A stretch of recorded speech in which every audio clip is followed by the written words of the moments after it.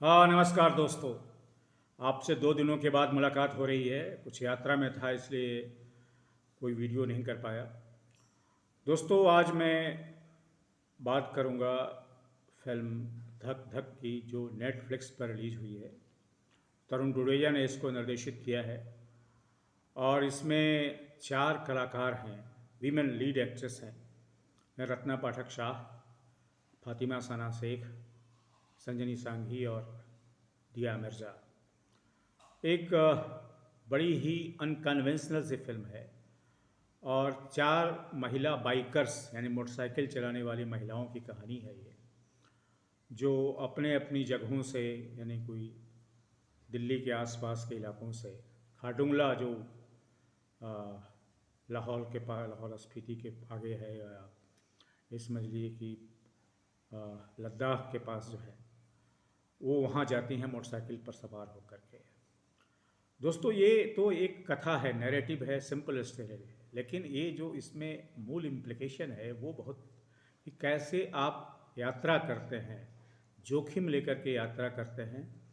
और अक्सर लोग जो हैं, खास करके जो महिलाएं हैं, लड़कियां हैं, वो अपने घरों में आज़ाद रहते हुए भी एक ख़ास तरह के बहुत सारे प्रतिबंधों में जीती हैं। वो जो प्रतिबंध होते हैं, वो जो कभी पति के द्वारा, कभी बेटों के द्वारा, कभी माँ के द्वारा, कभी पिता के द्वारा, कभी गर्लफ्रेंड और बॉयफ्रेंड के रिश्ते में बॉयफ्रेंड के द्वारा जो प्रतिबंध होते हैं, उससे बाहर वो निकलना चाहती हैं। कहीं दिल में अरमान रहते हैं, कहीं आशाएं रहती हैं, कहीं आकांक्षाएं रहती हैं, पूरी नहीं हो पाती हैं। और वो जिसको कहते हैं आम बोल चाल की भाषा में, वो अपनी ज़िंदगी नहीं जी पाती हैं। तो खाडुंगला ये 4 जो लड़कियां, महिलाएं जाती हैं, जिसमें एक रत्ना पाठक शाह ने जो माही का किरदार निभाया है, वो लगभग 60 साल से ज़्यादा की उम्र है, उसके पोते हैं, और वो अपनी घरेलू ज़िंदगी में कैद है।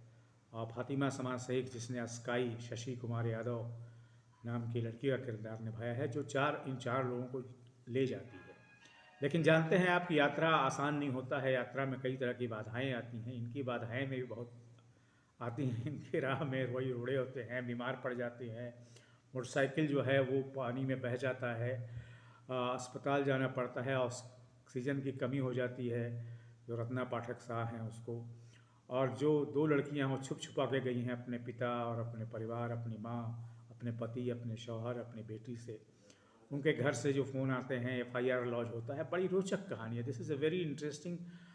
ये यात्रा और यात्रा की मंजिल क्या इम्पॉर्टेंट है जीवन में।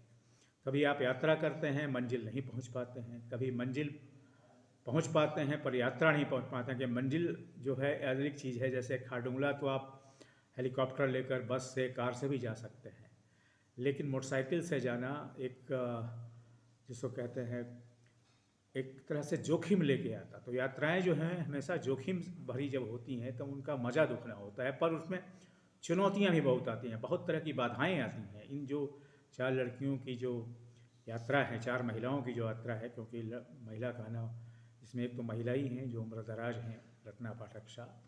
तो ये अपने जीवन को, अपने जीवन के मतलब को, अपने जीवन के जो मीनिंग्स हैं उसको पाती हैं यात्रा के दौरान, कई तरह के अवरोधों के बावजूद।